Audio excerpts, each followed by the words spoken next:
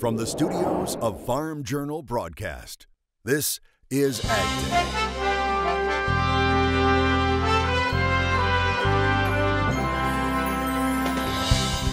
Coming up on AgDay, one kid takes on City Hall. I think it's an outdated law. The battle over a snowball law.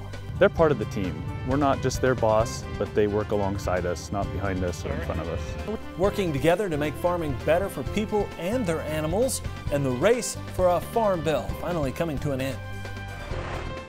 AgDay, brought to you by the Chevy Silverado, the most dependable, longest-lasting full-size pickups on the road.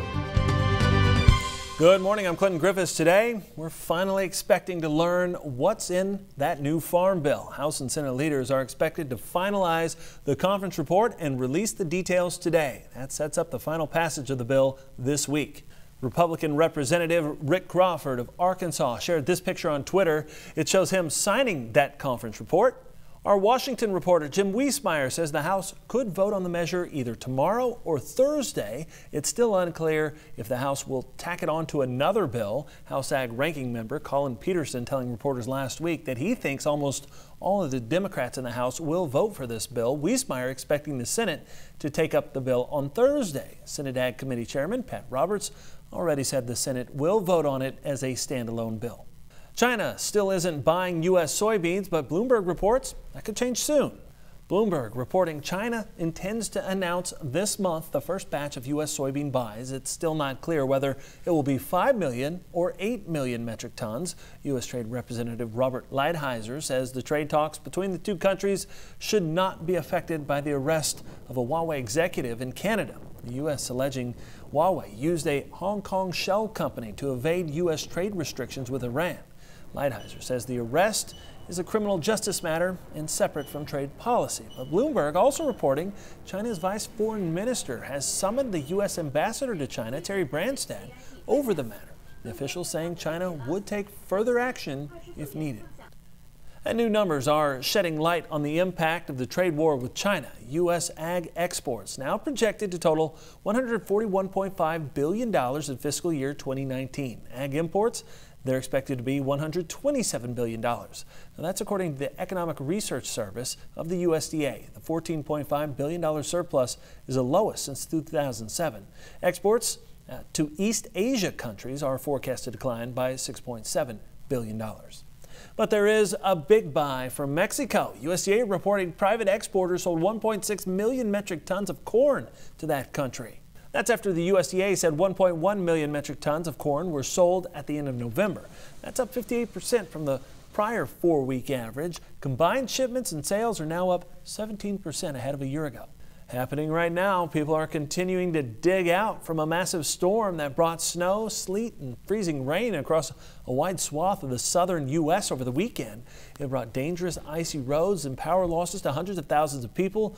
Just look at this video out of North Carolina. That state, along with Virginia, hit particularly hard. Officials warning people to just stay off the roads.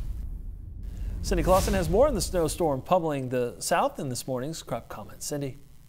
Thanks, Clinton. Well, it's a winter wonderland in places that aren't quite so used to this much winter. That includes Lubbock, Texas, where the area saw more than 10 inches of snow over the weekend.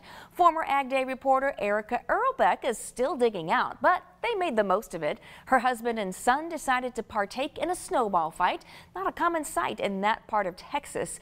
The National Weather Service says with the more than 10 inches of snow being reported, Lubbock has officially received more snow this year than Detroit, Milwaukee, Anchorage, Minneapolis, and Denver.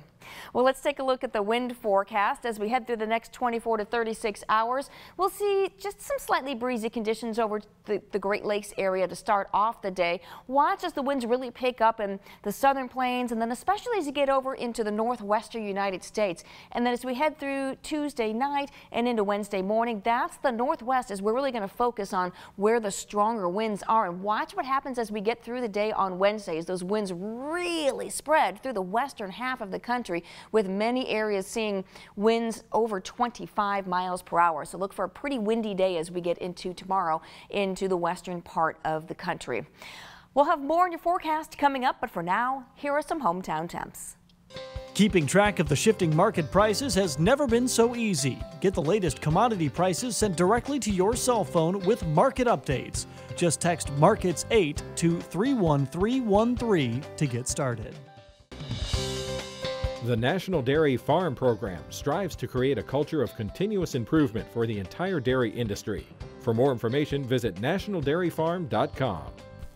The core component of any dairy operation is the animals, right? But what about the workers? The National Milk Producers Federation and Dairy Management Incorporated have now recommended standards for the industry to follow when it comes to people on the farm. Betsy Gibbons shows us how it's already making a difference. It's early morning in Melba, Idaho at Moriah Dairy. They help me with calves, they clean water troughs, they come out and help us move cows, they open gates for me. 3 generations, Grandpa and Grandma down to the grandkids, bundle up to bottle feed calves. A complete family affair that's far-reaching. Fresh out of the oven. Yep. So we hired him because his compassion was for calves. The foundation of the dairy starts with family. They actually built it and started milking in 1999. All these pipes, my brothers welded them, and all the tile work and construction in the office and the barn, my brothers and I did together.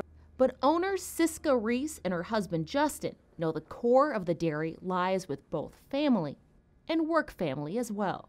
They're part of the team. We're not just their boss, but they work alongside us, not behind us or in front of us. We care about our animals, we care about our profit, but we also care about our people, and you can't just look at the milk and expect it to be a successful business. This group believes people are a priority. Other dairies throughout the country are developing the same mentality. The National Milk Producers Federation and Dairy Management Incorporated launched a workforce development pillar under the farm program in October. Suggestions for dairies to follow when it comes to HR and safety issues. The initiative provides dairies with guidance and best management practices in worker health and safety. The goal is to increase worker engagement, reduce employee turnover, and manage liabilities. And what we've done is divide our activities into human resources and safety. And in both areas, we're coming up with resources and guidance materials to help dairy farms elevate their workforce. The workforce development pillar helps farms realize and follow federal regulations. There's even information on rules and regulations for 35 states. The Federation has a goal to provide information for every state by early 2019. A business must comply with both state and federal laws depending on their size and where they're located. And navigating what your requirements are can be complicated. Buenos días, me llamo Ryan y yo trabajo para la Asociación de Lecherías in Idaho. Good morning, guys. My name's Ryan, and I work for Idaho Dairymen's Association. A specialist like DeWitt comes in as a resource to train employees on safety and animal handling. Some farms' employee training is a standard, whether that's weekly or monthly. You know, some farms only get together once a year, and so if I can help facilitate that to happen more than once a year or more than every couple years, I'm there to help with that. He offers information to employees in a test format. If you want to change your question, you can change your question. No pass-fail, but a goal of continued improvement for all the employees. So I mean, it's good for them to learn, it's good for me to learn as well, because some things I didn't know either, how to manage it or how to look at the ways that the videos show you or things that they tell you to do, you know. Companies like Glambia Nutritionals are noticing results and getting involved. In the dairy business, we have to take care of 3 things: the environment, the cows, and our people. You know, and I'm really happy to see that this program is rolling in together with the farm program. For this family-oriented dairy, relationships are everything. It doesn't take a lot of time, it doesn't take a lot of money, it just takes a little bit of commitment and dedication to investing in your employees and your farm as a whole. Mix in a little love and respect, and owners like Reese know their employee family will be there for them, be it early morning or late at night. Reporting in Melba, Idaho, I'm Betsy Gibbons. Coming up, we focus on the cattle market and what high beef demand could mean heading into the new year. And later, all this boy wanted to do was throw a snowball until he found out it was illegal. But not anymore. How he took on City Hall and won. That's ahead on In the Country.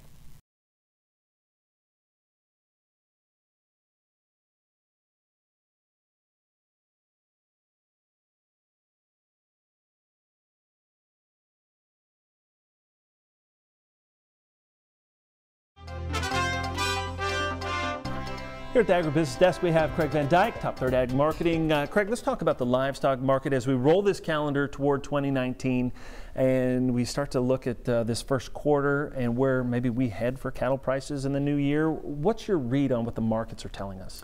Well, we've seen spreads narrow up a little bit. You know, the live cattle market, you know, we're actually looking at record low volatility in the live cattle market over the past 2 to 3 months now. And we've seen the yards be able to maintain some leverage. We've seen the producer be able to stay current, and weights continue to suggest right now that we should be looking current into the first quarter of 2019. And you know, beef demand has been fantastic and has carried us through 2018. You know, right now, I don't see that all of a sudden falling off the edge, but you do have some outside market factors that could play a role in 2019 cattle market. And such as, which ones are you watching? Well, we've got a shaky stock market, okay. And you know, we're on a 10-year bull run in the stock market. And what does that mean for livestock? We haven't had to deal with an actual bear equity market in 10 years. We don't necessarily know what that means. Does that mean we're, you know, heading to, you know, just dirt poor prices in cattle and pork? Probably not.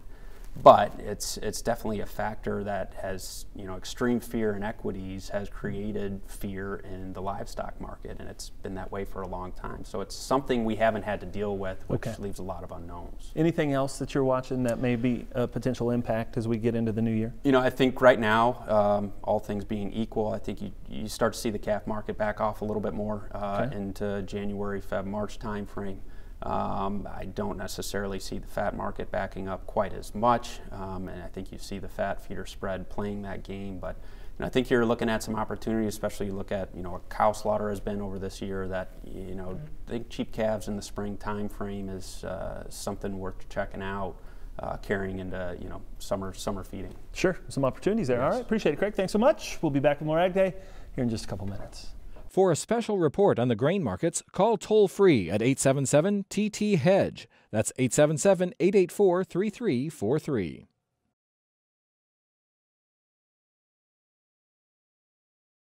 Ag Day, brought to you by Prosaro Fungicide from Bayer. Welcome back to Ag Day. Here, meteorologist Cindy Clausen. Cindy, as we know that big storm moved across the southern part of the country. What about now? Is it going to clean up for us and kind of give us a chance to thaw out? Yeah, that's the good news, at least in the next couple of days, is that some of those areas that got the heavy snow, like Erica and Lubbock, hi Erica, and folks in the southeast will get at least a couple of days to relax, to continue to dig out if that still needs to be done. But there'll be some active weather across the country. Let's take a look. So yeah, we start off with quiet weather for a lot of the southern plains into the southeast where some of the heaviest snow was being seen. As we head through the day, we'll see a little snow in the Great Lakes area, but a lot of the eastern part of the country is looking at dry weather. Where we start to see some active weather is with that system coming onshore in the Pacific Northwest. That's going to spread to the east. We have another front that's going to be moving through the nation's midsection, so look for some snow, but there's not a ton of moisture with that at this point. This is the front. This is the area we're going to continue to watch. That's going to hold together, so look for some snow spreading into the northern high plains, into a lot of the Rockies, while everything else moves to the east. So still a chance for some snow in the Great Lakes. But what we're going to watch is this low pressure system that will develop even more so, and we're going to see some upper level low support as well, and that's going to have a southerly track as well. That will be definitely interesting to watch for the second part of the week. All right, let's take a look at the precipitation estimate. We've seen a little bit in the past 24 hours, but it's really the next 24 hours that we watch, especially in the northwestern United States, in the form of rain and upper elevation snow. Take a look at the snowfall amounts that we are expecting to see in the next 24 hours, and you could really see that snow piling on, especially in those higher elevations. As far as temperatures, the nice thing is that we're seeing some slightly warmer air in place, and especially in the central part of the country. Heading into the overnight hours, we're going to see those temperatures a little bit more tolerable than what we've seen recently. We'll see some cooler air starting to come into the southwest, but for a lot of the folks in the eastern part of the country, while still chilly, this is a little bit warmer. And then as we get into tomorrow, again, we're going to see more 30s, 40s, 50s, even some 60s down into the south. Now, as far as the jet stream, trough in the east, kind of more of a zonal flow pattern in the nation's midsection watch, though. There's an upper level low low that tracks across the southeast, so that's going to be a feature to watch. And then right up the northeast coast, another trough following behind that. So it's going to be interesting weather for the second part of the week and into the weekend. That's a look at your national forecast. Now let's check on the weather where you live. Drain, Oregon, cloudy with rain likely today and a high of 49 degrees. Puxico, Missouri, sunny and warmer with a high of 47 degrees. And Cricket, North Carolina, plenty of sunshine for you with a high of 45 degrees. Still ahead, the latest numbers from the pork and beef industry. What's driving some near record-breaking numbers? That's next. Plan for the unexpected with weather forecast updates. Local forecasts are delivered right to your cell phone each morning, making planning a little bit easier. Just text Weather 6 to 31313 to get started. On our dairy report, dairy folks hoping to learn more about this today. A new Waters of the U.S. rule will be released by the Trump administration. EPA Acting Administrator Andrew Wheeler expected to discuss it later today. Our sources say the new plan will redefine the jurisdiction of the Clean Water Act more narrowly than a rule issued by the Obama administration back in 2015. Now, EPA documents say the new rule will be clear and easy to understand and will help landowners understand whether a project on his or her property will require a federal permit or not without spending tens of thousands of dollars on engineering and legal professionals. Now, the rule will eliminate temporary streams and most ditches from federal jurisdiction, as well as wetlands that aren't physically and meaningfully connected to other jurisdictional waters. More good news for the beef and pork industry. October pork exports set a new monthly record. October pork export volume was nearly 208,000 metric tons. That's the largest since May. Since January, pork exports are 1% above last year's record pace at 2.2 million metric tons. Value also up 1% to $5.33 billion. Now, October beef exports, those totaled nearly 118,000 metric tons. That's up 6% from a year ago and valued at $727.4 million, which is up about 10%. It's also the second highest monthly total on record. Demand is excellent. We're seeing what they call the NICU boom in Japan. That's a meat boom, literally. And so we've saw double-digit growth, in beef exports this year. Looks like we'll top $8 billion a trade for beef. And so it'll be a record-setting year for us. That translates into about $320 per head produced here in the United States. So tremendous opportunity.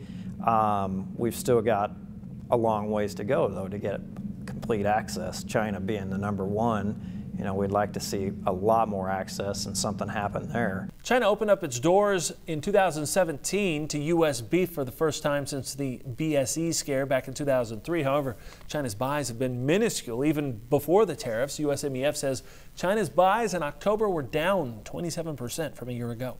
Lots of places have fresh snow now, but imagine not being able to throw a snowball because it's against the law. How a kid in one small town managed to change that next in the country.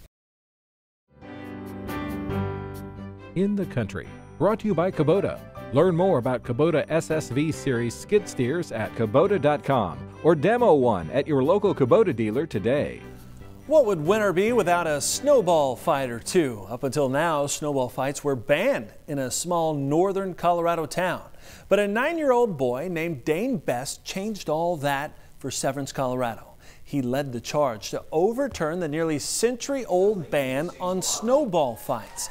He wrote letters along with his classmates and presented his arguments to the town board during a meeting. Now, city officials said the rule was part of a larger ordinance that made it illegal to throw or shoot stones or missiles at people, animals, buildings, trees, and any other public or private property or vehicles. Now, snowballs fell under the town's definition of missiles. Members liked what they heard and voted unanimously to lift the ban. They even gave Dane a plaque for his efforts. Sounds like you just changed the law, buddy. He just said, Mom, I would like you to go change the law. And I said, I'm not going to fight to change the law. If you feel this is something you want changed, then let's take the steps and see if it's something you could do. Dane says he already knows who his first target for a snowball will be, his little brother. Congratulations, Dane. That's all the time we have this morning. We're sure glad you tuned in, spent part of your day with us. From all of us here at AgDay, I'm Clinton Griffiths. Have a great day.